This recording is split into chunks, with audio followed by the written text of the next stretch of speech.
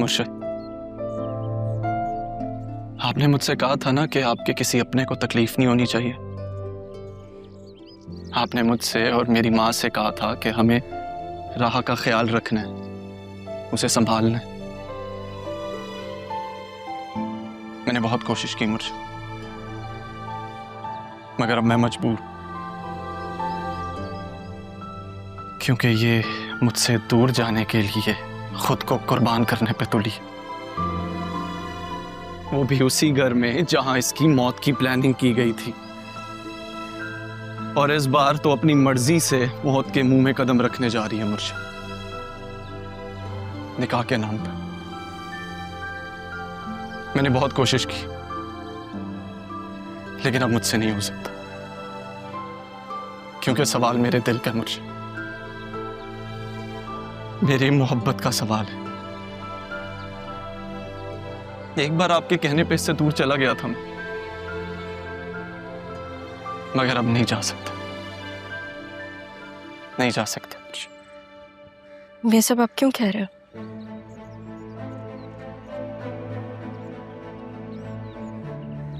मैं उस दिन तुम्हें निकाह से दूर नहीं रखना चाहता था राह। आसिया बेगम ने तुम्हारी मौत की प्लानिंग की थी, तुम्हें मारना चाहती थी वो, और तुम उसी घर में निकाह का इवेंट रख रही हो। तुम्हारे पास इस बात का सबूत है? हाँ। और यही बात तुमने अम्मी को बताई थी? मामू जान को पता है? मुर्शिद दिल की मरीज थी,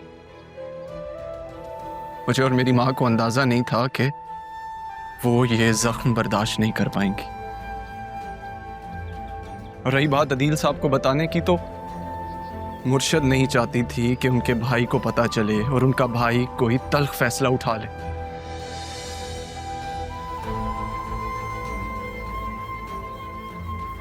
वो अपने भाई का घर नहीं तोड़ना चाहती थी, बतूल के सर से माँ बाप का साया नहीं उठाना चाहती थी। तो तुम ये सब मुझे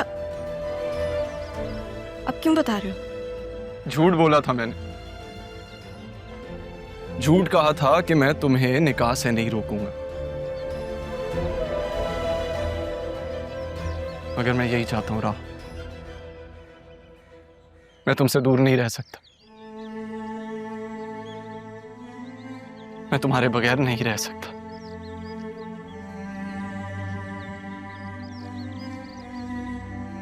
मैं तुमसे बहुत बेइंतहा मोहब्बत करता हूं राह,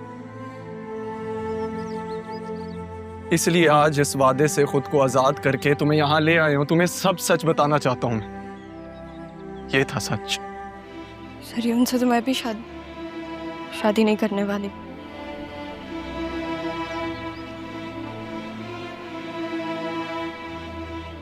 हाना जान का बिजनेस बर्बाद किया उसने, जिस चीज का बदला लेना है बस। लेकिन बतूल को भी इस कैद से आजादी मिलनी चाहिए अब, ताकि तुम उससे शादी नहीं रहा। मैं कभी बतूल के साथ नहीं था, वो सिर्फ मेरे साथ शामिल हुई थी क्योंकि हम तुम्हें बचाना चाहते थे। हम तुम्हें जरियून के जाल से बचाना चाहते थे, बस।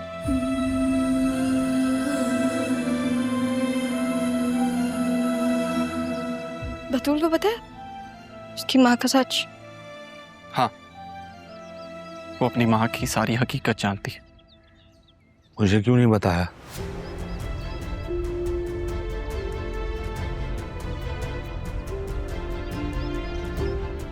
है? जब सबको ये सच पता है तो मुझसे सच क्यों छुपाया गया? क्या मुझे हक नहीं है कि मैं अपनी बहन और भांजी के मुजरिम को सजा दे सकूं? नहीं मामिया,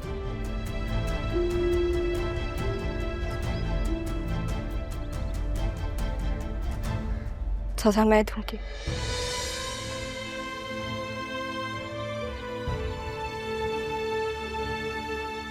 सब दोनों का साथ चाहिए मुझे।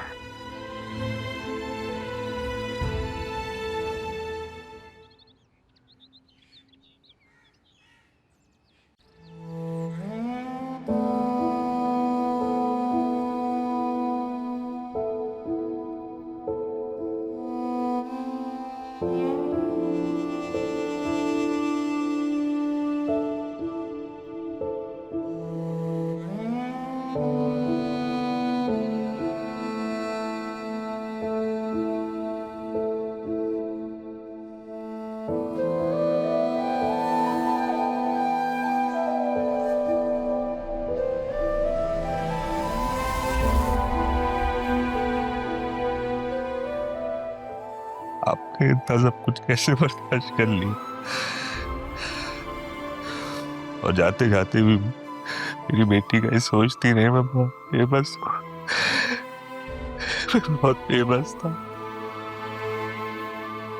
मुझे माफ कर, मुझे माफ कर, मुझे माफ कर।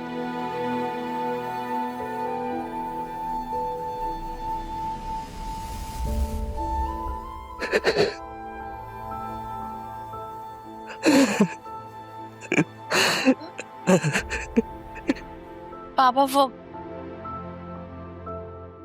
पापा आप रो क्यों रहे? सब सब ठीक है ना?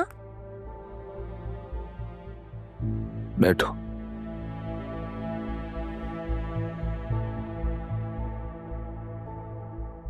तुम्हारी माँ का सच जान कर आ रहा। बोल। पापा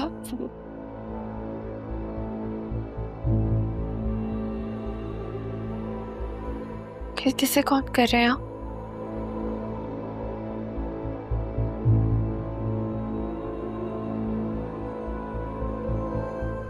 हेलो हेलो ज़ैनब भी, आप मेरी एक बात मानेंगी?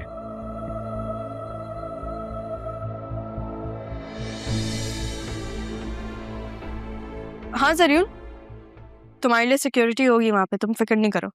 चलो मैं तुमसे बाद में बात करती हूँ।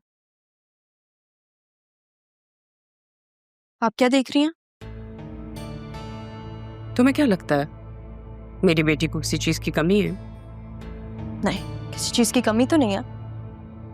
हाँ लेकिन उसे नुकसान जरूर पहुंचा है आपकी सोच की वजह से। तो तुम्हें ये लगता है तुम उसके हक पे डाका डाल सकती हो? जरूर आ रहा है, अगर आप उसे रोक सकती हैं तो रोक लें।